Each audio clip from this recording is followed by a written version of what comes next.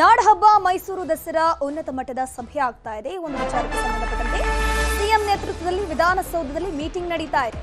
ಈ ಬಾರಿಯ ಮೈಸೂರು ದಸರಾದ ಕುರಿತು ಪೂರ್ವಭಾವಿ ಚರ್ಚೆ ಆಗ್ತಿರೋದು. ಯಾವ ರೀತಿ ಮೈಸೂರು ದಸರಾವನ್ನ ಮಾಡಬೇಕು, ಏನೆಲ್ಲ ರೂಲ್ಸ್ ಗಳನ್ನ ತರಬೇಕು, ಯಾವ ರೀತಿಯೆಲ್ಲ ಅರೇಂಜ್ಮೆಂಟ್ ಆಗಬೇಕು, ಎಲ್ಲ ವಿಚಾರಕ್ಕೆ ಸಂಬಂಧಪಟ್ಟಂತೆ ಪೂರ್ವಭಾವಿ ಚರ್ಚೆ ಆಗ್ತಾ ಇದೆ. ಸಿಎಂ ಡಿಕೆ ಶಿವಕುಮಾರ್ ಅವರಿದ್ದಾರೆ. ಈ ಒಂದು ಮೀಟಿಂಗ್ ನಲ್ಲಿ ಅಕ್ಟೋಬರ್ 11ರಂದು ಮೈಸೂರು ದಸರಾ ಉದ್ಘಾಟನೆ ಇರುತ್ತೆ. ದಸರಾ ಉದ್ಘಾಟಕರ ಹೊಣೆ ಸಿಎಂ ಹೆಗಲಿಗಿರುವಂಥದ್ದು. ಈ ಬಾರಿ ಯಾರನ್ನ ಉದ್ಘಾಟಕರಾಗಿ ಅವರು ಆಯ್ಕೆ ಮಾಡ್ತಾರೆ ಅನ್ನುವಂಥದ್ದು ಯಕ್ಷ ಪ್ರಶ್ನೆಯಾಗಿದೆ. ಅಕ್ಟೋಬರ್ 21ಕ್ಕೆ ದಸರಾ ಜಂಬೂ ಸವಾರಿ ಇರುತ್ತೆ. ಸೊ ಜಂಬೂ ಸವಾರಿಗೂ ಕೂಡ ಯಾರು ಚಾಲನೆ ಕೊಡ್ತಾರೆ ಅನ್ನೋದು ಕೂಡ ಇವತ್ತು ನಿರ್ಧಾರ ಆಗಲಿದೆ.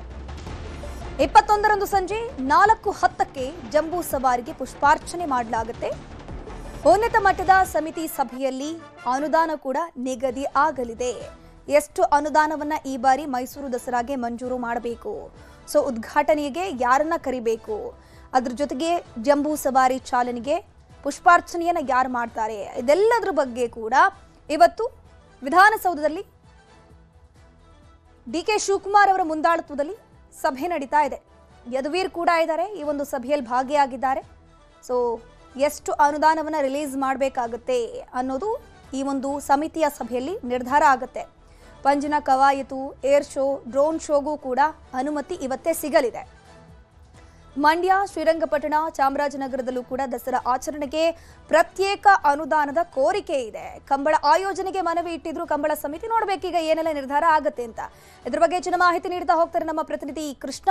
ದೂರವಾಣಿ ಸಂಪರ್ಕದಲ್ಲಿ ಜಾಯಿನ್ ಆಗಿದೆ. ಕೃಷ್ಣ, ಈ ಮೈಸೂರು ದಸರಾ ಇದ್ರ ವಿಚಾರಕ್ಕೆ ಸಂಬಂಧಪಟ್ಟಂತೆ ಒಂದು ಸಭೆ ಆಗ್ತಾ ಇದೆ. ಈ ಸಭೆಯಲ್ಲಿ ಏನೆಲ್ಲ ವಿಚಾರಗಳು ಚರ್ಚೆ ಆಗ್ತಾ ಇರೋದು? ಧನುಶ್ರೀ, ಈಗಾಗಲೇ ಏನು ನಾಡಹಬ್ಬ ಮೈಸೂರು ದಸರಾ 2026-27ನೇ ಕಾರ್ಯಕ್ರಮವನ್ನು ಮಾಡುವಂತದ್ರಲ್ಲಿ ಈಗಾಗಲೇ ಸರ್ಕಾರ ಮುಂದಾಗಿದೆ. ಅದಕ್ಕೆ ಪೂರ್ವಭಾವಿಯಾಗಿ ಮುಖ್ಯಮಂತ್ರಿ ಡಿ ಕೆ ಶಿವಕುಮಾರ್ ಅಧ್ಯಕ್ಷತೆಯಲ್ಲಿ ಈಗ ವಿಧಾನಸೌಧದಲ್ಲಿ ಉನ್ನತ ಮಟ್ಟದ ಸಭೆ ಕೂಡ ನಡೀತಾ ಇದೆ.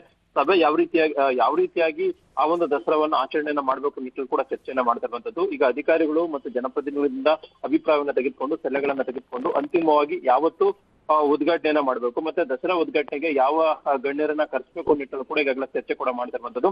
ಇಲ್ಲ ಒಂದ್ ಕಡೆ ಅಕ್ಟೋಬರ್ 11ನೇ ತಾರೀಕಿಂದನೇ ವಿಜಯದಶಮಿ ಶುರುವಾಗ್ತಿರೋ ನವರಾತ್ರಿ ಕೂಡ ಶುರುವಾಗ್ತಾ ಇದೆ. ಹಾಗಾಗಿ ಅವತ್ತೇ ಅಕ್ಟೋಬರ್ 11ನೇ ತಾರೀಕಂದು ಅಲ್ಲೇ ಉದ್ಘಾಟನೆ ಮಾಡುವಂತ ಕೂಡ ಅವತ್ತು ತೀರ್ಮಾನ ತೆಗೆದುಕೊಳ್ಳುವಂತ ಸಾಧ್ಯತೆ ಕೂಡ ಹೆಚ್ಚಿರುವಂತದ್ದು. ಜೊತೆಗೆ ಈಗಾಗಲೇ ಕಂಬಳವನ್ನ ಮಾಡಬೇಕು ನಿಟ್ಟಿನಲ್ಲಿ ಕೂಡ ಅಲ್ಲಿ ಕಂಬಳ ಆಯೋಜನೆ ಮಾಡಬೇಕು ನಿಟ್ಟಿನಲ್ಲಿ ಕೂಡ ಪ್ರಸ್ತಾಪ ಕೂಡ ಇದೆ.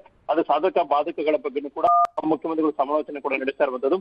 ಅಕ್ಟೋಬರ್ 18 ಅಥವಾ 19 2 ದಿನಗಳ ಕಾಲ ಇಲ್ಲೊಂದ್ ಕಡೆ ಕಂಬಳ ಆಚರಣೆ ಮಾಡುವಂತ ಕೂಡ ಇಲ್ಲೊಂದ್ ಕಡೆ ಸರ್ಕಾರ ತೀರ್ಮಾನ ಮಾಡುವಂತ ಸಾಧ್ಯತೆ ಇದೆ. ಸದ್ಯಕ್ಕೆ ಅಕ್ಟೋಬರ್ 11ನೇ ತಾರೀಕಂದು ದಸರಾ ಉದ್ಘಾಟನೆ ಮಾಡುವಂತ ಕೂಡ ಈಗಾಗಲೇ ಮುಖ್ಯಮಂತ್ರಿಗಳು ತೀರ್ಮಾನವನ್ನ ಮಾಡಿದಿರುವಂತದ್ದು. ಅದ್ರ ಜೊತೆಗೆ ಈಗಾಗಲೇ 2026-27ನೇ ಸಾಲಿಗೆ ಎಷ್ಟು ಅನುದಾನ ಬೇಕಾಗುತ್ತೆ ಅಂದ್ರೆ ದಸರಾ ಆಚರಣೆಗೆ ಎಷ್ಟು ಕೋಟಿ ಅನುದಾನ ಬೇಕು ನಿಟ್ಟಿನಲ್ಲಿ ಕೂಡ ಚರ್ಚೆ ಮಾಡ್ಲಾಗ್ತಾ ಇರುವಂತದ್ದು. ಕಳೆದ ಬಾರಿ ಒಂದು 40 ಕೋಟಿಗೂ ಹೆಚ್ಚು ಕೂಡ ಖರ್ಚನ್ನ ಮಾಡಲಾಗಿತ್ತು ಕೂಡ ಹೇಳಲಾಗ್ತಾ ಇದೆ.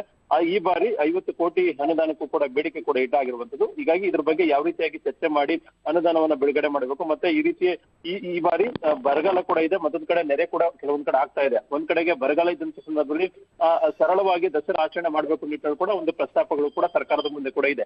ಹೀಗಾಗಿ ಮುಂದೆ ಯಾವ ರೀತಿ ಅಂದ್ರೆ ದೊಡ್ಡ ಮಟ್ಟದಲ್ಲಿ ಮಾಡ್ಬೇಕಾ ಅಥವಾ ಸರಳವಾಗಿ ಆಚರಣೆಯನ್ನ ಮಾಡ್ಬೇಕಾ, ಮಾಡಿದ್ರು ಕೂಡ ಎಷ್ಟು ದಿನಗಳ ಕಾಲ ಮಾಡ್ಬೇಕು ಮತ್ತೆ ಯಾರನ್ನ ಕರೆಸಬೇಕು, ಹೀಗೆ ಒಂದಷ್ಟು ವಿಚಾರಗಳ ಬಗ್ಗೆ ಮುಖ್ಯಮಂತ್ರಿಗಳು ಇದೀಗ ಚರ್ಚೆ ಕೂಡ ಮಾಡ್ತಾ ಇದ್ದಾರೆ.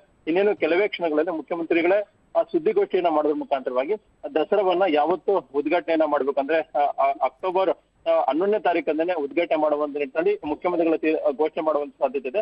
ಆದ್ರೆ ದಸರಾ ಉದ್ಘಾಟಕರಾಗಿ ಯಾರನ್ನ ಕರೆಸಬೇಕು ನಿಟ್ಟಿನಲ್ಲಿ ಮುಖ್ಯಮಂತ್ರಿಗಳ ವಿವೇಚನೆಗೆ ಬಿಟ್ಟಂತ ಸಂದರ್ಭದಲ್ಲಿ ಮುಖ್ಯಮಂತ್ರಿಗಳೇ ಸ್ವಲ್ಪ ದಿನಗಳ ಕಾಲಾವಕಾಶವನ್ನು ತೆಗೆದುಕೊಂಡು ಅಂತಿಮವಾಗಿ ಅವರ ಹೆಸರನ್ನ ಘೋಷಣೆ ಮಾಡುವಂತ ಸಾಧ್ಯತೆ ಕೂಡ ಈಗ ಹೆಚ್ಚಿರುವಂತದ್ದು. ಧನಶ್ರೀ, ಥ್ಯಾಂಕ್ ಯು ಕೃಷ್ಣ ತಮ್ಮೆಲ್ಲ ಮಾಹಿತಿಗಾಗಿ.